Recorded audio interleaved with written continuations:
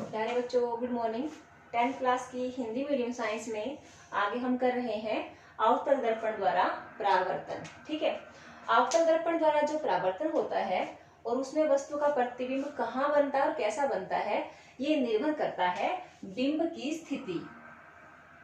बिंब की स्थिति यहां लिख लेती हूं मैं, बिंब की स्थिति पर, यानी कि वस्तु कहाँ रखी है, वस्तु कहाँ रखी है उसी के अनुसार उसका प्रतिबिंब बनेगा। ऐसा कैसे हो सकता है कि वस्तु एक बार दूर खड़ी है, पास खड़ी है, पास खड़ी होने पर प्रतिबिंब अलग बन रहा है, दूर खड़े प्रतिबिंब अलग बन रहा है, तो अजीब सी बात है ना। हमने तो ऐसा कभी नहीं देखा अपने समतल दर्पण में, मिरर में, शीशे में। तो अगर दूर खड़े हैं तो दूर प्रतिबिंब बन जाएगा, अगर पास खड़े हैं तो उसके दर्पण के पास ही प्रतिबिंब बन जाएगा। तो देखो इसमें कैसे होता है, एक नई बात है। देखिए मान लीजिए एक बार बिंब की स्थिति है अनंत दूरी पर। कहां पर है? अनंत, ये मार्कर भी काफी मोटा है, अनंत दूरी पर। ठीक है, वस्तु अनंत दूरी पर रखी हुई है। ये है अवतल दर्पण PFC।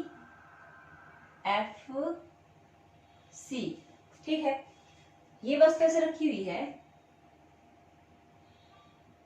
मान लीजिए बहुत दूर है, अनंत दूरी पर है। ठीक है, और यहां से प्रकाश किरणें आ रही हैं, मैंने दिखाई है डॉटेड। डॉट का मतलब क्या है? बिंदुदार दिखाई है, ताकि ये लगे बहुत दूर से आई है। जैसे दर्पण के पास आएंगी फिर इन लाइनों को हम गाढ़ा करके दिखा देंगे। ठीक है ना, समांतर प्रकाश किरणें आई है। और मैंने बताया था कि जो प्रकाश किरणें समांतर आती है वो कहाँ फोकस होती है, कहाँ काटती है दूसरे को? वो मुख्य फोकस पर काटती है। ठीक है, मुख्य फोकस पर काटती है। ठीक है, तो जहां प्रकाश किरणें परावर्तन के पश्चात काटती हैं, वो बिंदु जो वहां बनेगा वो क्या होता है? वो कहलाता है वस्तु का प्रतिबिंब।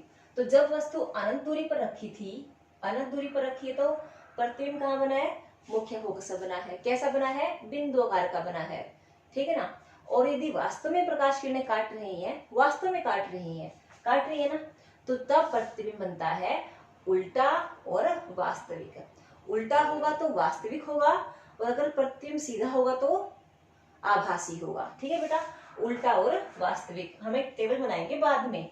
यानी कि वस्तु जब अनंत पर रखी है तो कहां बना दर्पण? फोकस में बना, उल्टा और वास्तविक बना। ठीक है, सेकेंड जो कंडीशन है, अब हम क्या करेंगे, धीरे धीरे दर्पण के पास आएंगे।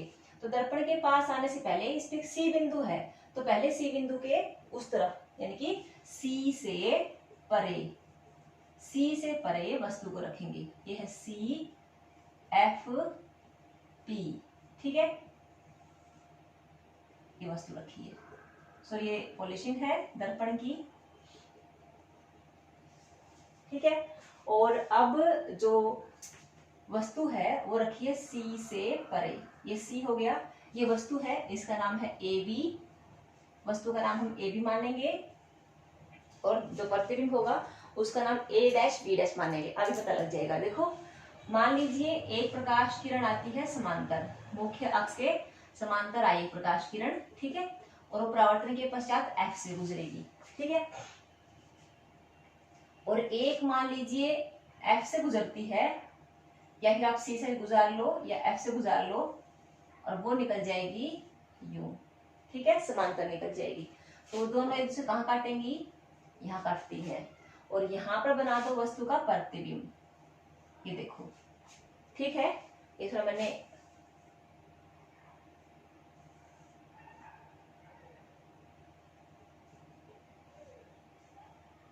ये वस्तु का प्रतिबिंब बनता है। यहाँ पर ये प्रकाश किरण आने का चिन्ह है, ये भी आने का चिन्ह है, ये परावर्तन के पश्चात जाने का चिन्ह है, और ये भी परावर्तन के पश्चात निकलने का चिन्ह है। ठीक है, तो जहां पर बस दोनों प्रकाश किरणें एक दूसरे को काटती हैं, वही बिंदु क्या कहलाएगा? वस्तु का प्रतिबिंब। ठीक है, इसको हम बोलेंगे B', A'। इसके पैर तो यहीं पर है ना, ये B है, ये B' है।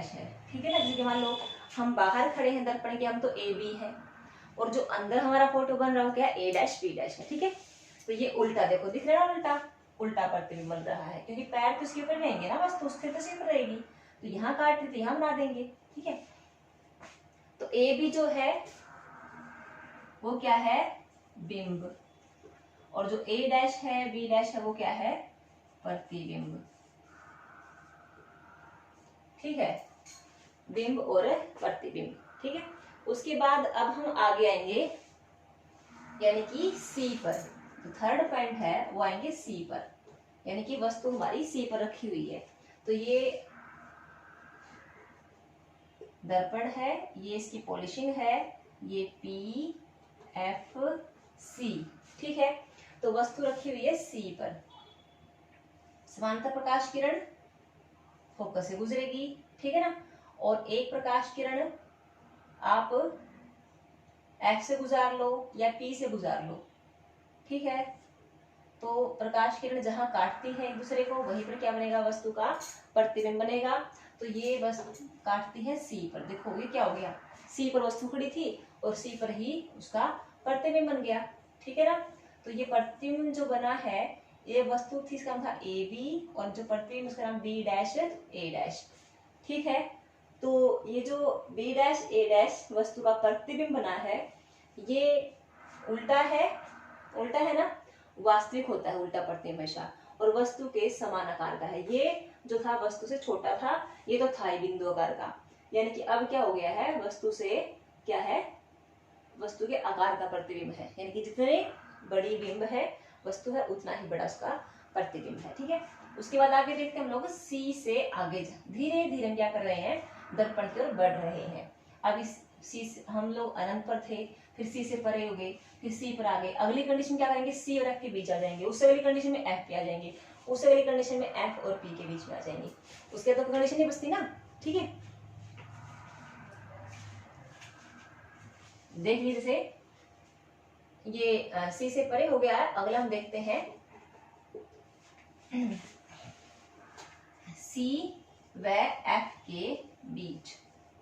ठीक है ना, सी व एफ के बीच, तो ये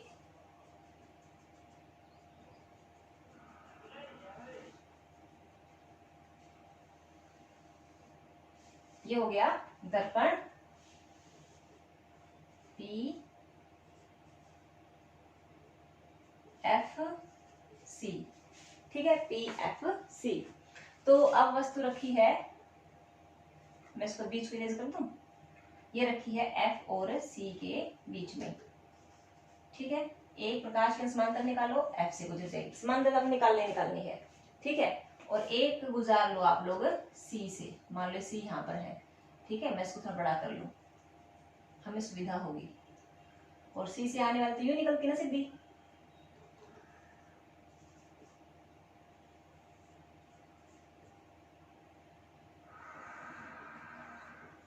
ये जहां मिलेंगी वहीं पर क्या बनेगा, वस्तु का प्रतिबिंब बनेगा।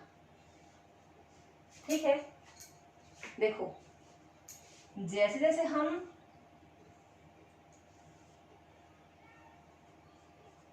दर्पण के पास आ रहे हैं, प्रतिबिंब दर्पण से दूर हट रहा है। देखो हम कहाँ थे, अनंत दूरी पर थे, मुख्य फोकस बना, हम पास आ गए, सी से परे आ गए, मुख्य फोकस से आगे सरक गया।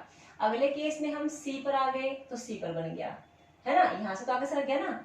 उसके बाद अब हम लोग सी से आगे बढ़ रहे हैं तो प्रतिबिंब सी से पीछे चला गया। ठीक है, अगली कंडीशन में देखो क्या होता है, ये चौथी कंडीशन थी ना, पांचवी कंडीशन देखो क्या होगा। अब हम वस्तु को एफ पर रखते हैं, ये हो गया हमारा दर्पण, ये पॉलिशिंग, ये पी एफ सी, वस्तु रखी है एफ पर। ठीक है, अब क्या करना, हमने एक समांतर निकालनी, प्रकाश किरण मुख्य फोकस से जाएगी। ठीक है, एक प्रकाश किरण आप चाहो तो सी से निकाल लो, मर्जी है आपकी, चाहे तो एफ से पी से निकाल लो। मान लो पी से निकालती हूँ मैं, जिस एंगल से आई थी उसी एंगल से निकल जाएगी, ये भी जिस एंगल से आई थी उसी एंगल से निकल जाएगी। ये देखो, ये प्रकाश किरणें ना एक दूसरे के समांतर हैं, ये आपस में कभी नहीं मिलेंगी, पता है ना आपको, parallel lines never meet each other, वो एक दूसरे कभी नहीं मिलती। तो ये अनंत दूरी पर प्रतिबिंब बनाएंगे वस्तु का। ठीक है ना, उल्टा बनाएंगी और वास्तविक बनाएंगी, समान आकार का बनाएंगी। ठीक है ना, ये पांचवी कंडीशन थी जब एफ पर वस्तु रखी है। अगली कंडीशन में वस्तु रखी है एफ और पी के बीच में। तो ये एफ और पी के बीच में वस्तु रखी, मान लीजिए मैं यहाँ पे रहती हूँ, इसको थोड़ा इरेज कर लूँ हल्का सा।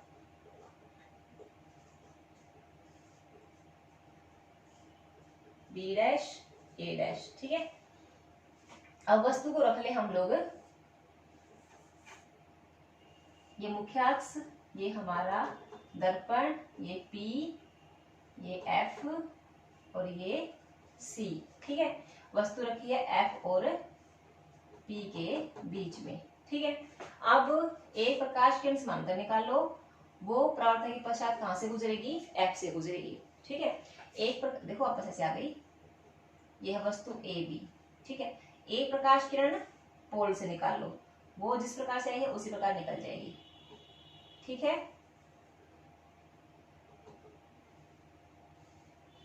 वो इस प्रकार निकलेंगी, ये एक दूसरे से दूर जाती जाएंगी, ये आपस में कभी नहीं मिलेंगी। देखो यहाँ पर इनके बीच में गैप कम दिखाना है, यहाँ पर ज्यादा दिखाना है, टेक्स्ट बुक में देखना आप लोग, तो ये कभी नहीं मिलेंगी। तो ऐसा लगता है कि ये शायद किसी एक बिंदु से आई थी, तो हम इनको धीरे धीरे क्या करते हैं, पीछे बढ़ा के देखते हैं कि क्या वास्तव में क्या मिलेंगी। ये देखो यहाँ पर मिलती हैं ये, तो जहां पर बस प्रकाश किरणें मिलती हैं या मिलती प्रतीत होती हैं, वहीं पर वस्तु का प्रतिबिंब बनता है। ठीक है, तो इसको हम बोलेंगे ए डैश बी डैश। देखो सीधा बना है, 6 केस में पहली बार प्रतिबिंब सीधा बना है जब वस्तु F और P के बीच में रखी हुई है। और देखो सीधा बना है और वस्तु के आकार से बड़ा बना है, नहीं तो अब तक छोटा बन रहा था या एक बार बड़ा बना था जब वो C से परे रखी है, C से और F के बीच में वस्तु रखी है। ठीक है, अब बहुत बड़ा बना है और यही कारण है कि इसका प्रयोग जो डॉक्टर और जो बार बार नाई है वह बड़ा प्रतिबिंब देखने के लिए प्रयोग इसका करते हैं, अवतल दर्पण का। ठीक है बेटा, तो अब हम एक टेबल बनाते हैं, मैं इनको इरेज कर दूं, चलिए यहीं पे बना लेते हैं, आसानी रहेगी। ये तो है बिंब और ये है प्रतिबिंब। ठीक है, तो बिंब जब रखा है अनंत दूरी पर, वस्तु जब अनंत दूरी पर है तो प्रतिबिंब कहाँ बना, मुख्य फोकस पर। ठीक है, आगे बढ़ो, बस बिंब रखा है C से परे, क्या रखा है, C से परे, प्रतिबिंब कहाँ बना, F और C के बीच में, कहाँ बना, F और C के बीच में, वस्तु रखी है C पर। ठीक है ना, C पर रखी हुई है तो प्रतिबिंब बनेगा C पर। यहाँ पर जो है ये एक ऐसा पेंट है जो दोनों सबके बीच का पेंट है, यानी कि यहाँ पर समान आकार का बनेगा, इससे पहले छोटा बन रहा था, इसके बाद अब बड़ा बनेगा। ठीक है बेटा, अब हम वस्तु को रखते हैं F और C के बीच में, तो प्रतिबिंब बनेगा C से पीछे, देखो C के परे बनेगा, ये वस्तु होगी AB है ना, C F के बीच रखी हुई है, तो प्रतिबिंब कहाँ बना, C से परे बना, तो C से परे। ठीक है, फिर हम वस्तु को रखते हैं F पर, फोकस पर रखते हैं, यहाँ पर देखो मुख्य फोकस पर रखे, जब अनंत दूरी पर थी तो फोकस पर बना, फोकस पर रखेंगे तो अनंत दूरी में बनेगा, सीधी सी बात है। ठीक है ना, फिर हम लोग रखते हैं इसको F और P के बीच में, F और P के बीच में, तो F और P के बीच रखते हैं तो वस्तु का प्रतिबिंब बनेगा दर्पण के पीछे बनेगा, बड़ा बनेगा, सीधा बनेगा और आभासी बनेगा। ठीक है बेटा, तो ये आपने रिवाइज करने हैं। आज के लेक्चर में इतना ही, इसी के साथ थैंक यू। जितना बार प्रैक्टिस करोगे आप पेंसिल के साथ बनाकर, स्केल का यूज करना है, रबड़ इरेज का यूज करना है, जितनी बार आप रिवाइज करोगे उतने आपको समझ में आएंगे। ठीक है,